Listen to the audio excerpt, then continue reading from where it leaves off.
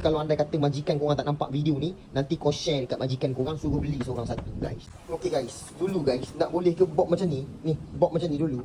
Main 2 ke 300 tau sekarang, dulu nak boleh 2-300 tau boleh dapat dia ni. Tapi sekarang dah murah dah guys. Budak-budak kerja sikit guys, kalau dah main bob macam ni, dia panjang. Dia memang sesuai sangat kalau repair motor lagi sesuai ya. Tapi nak bagi tahu kereta pun pakai, tak payah nak penyambung dah bang. Abang tengok ketebalan dia bang. Ketebalan ni yang mahal bang. Warna pula hitam, kualiti pula jenama ni korang dah tahu dah ha. So secara tak langsung memang terbaik, dia tak terlampau tebal lah. Orang kata kalau tebal sangat pun tak selesa juga, nanti tak muat nak masuk ke dalam ni. So kita beli roset lah. Nanti korang cuba tengok dekat bahagian bawah, berapa korang dapat, komen bahagian bawah. Tengok dia bagi sekali dengan ni bang. Dia terus bagi sekali, abang tak payah nak beli asing, dia bagi sekali. Dan dia bagi ni juga untuk cordless yang ada lubang tengah-tengah. Boleh masuk kat cordless, boleh sambung, penyambungkan terus masuk kat sini bang. Dia terus bagi set. Tak cukup bagi tahu sikit nanti. Okey, dia bagi 8, 10, 12, 13, 14, 17. Ngam-ngam saiz bang.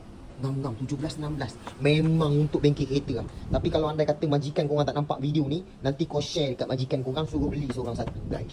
Barang jadi, sikit share.